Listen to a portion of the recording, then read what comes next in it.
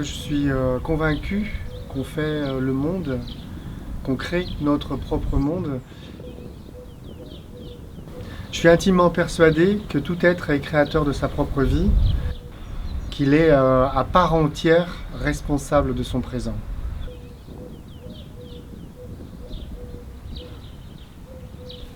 La vie est un jeu.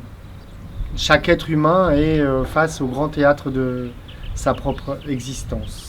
Le paradoxe, c'est que souvent l'être humain, il est créateur de son monde, de son univers, moins par les faits, les actes qu'il entreprend, mais majoritairement le plus souvent par les non-actions, parce qu'il refuse de faire, par les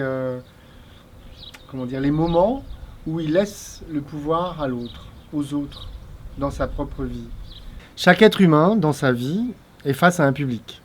Que ce soit dans ses situations intimes, face à sa famille, en situation de couple, son conjoint, que ce soit face à ses collègues au travail, en situation professionnelle, que ce soit ses supérieurs hiérarchiques, ou alors s'il est lui-même supérieur face à ses employés, ou même en situation, on va dire, dans la vie sociale, normale, sans qu'il y ait d'ordre, que ce soit professionnel ou intime, on fait face à des publics différents. On se retrouve face à une forme de jugement de l'autre, une forme d'acceptation ou non-acceptation de l'autre. Donc à ce moment-là, on a des réactions épidermiques, conscientes ou inconscientes, la majeure partie du temps inconsciente. Si tout à coup, par exemple, dans une situation donnée, on nous filmait, il est plus que probable qu'on ne se reconnaisse pas.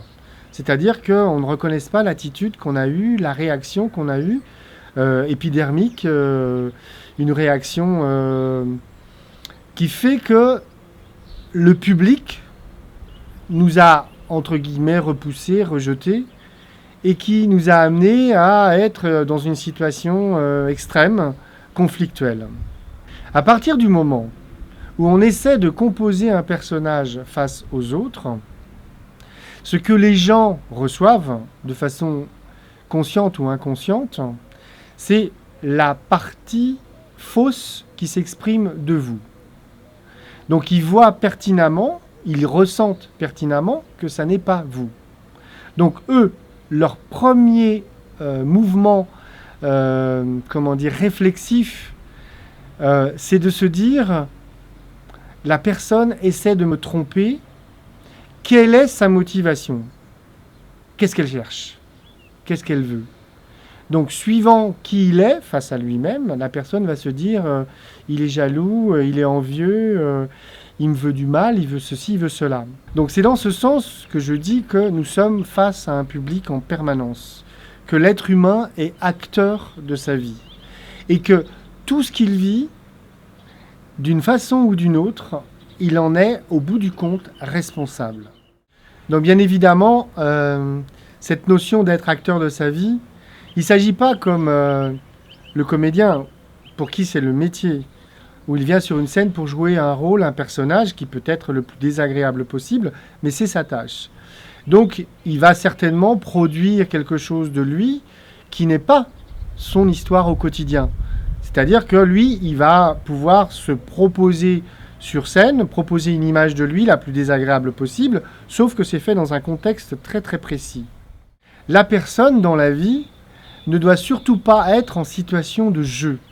C'est-à-dire que, majoritairement parlant, on dit que les gens dans la vie se créent un personnage pour se confronter aux autres. Bon, là, je vais essayer de paraître comme ça, parce que voilà, je me trouve dans une société où il faut dire telle chose, où il faut être de telle manière, pour rentrer dans le moule. C'est la pire des choses à faire. Être acteur de sa vie, c'est pas essayer de transformer sa propre réalité, c'est l'être de façon la plus posée, la plus tranquille, apaisée. C'est s'assumer, s'accepter tel qu'on est, mais de façon la plus apaisée.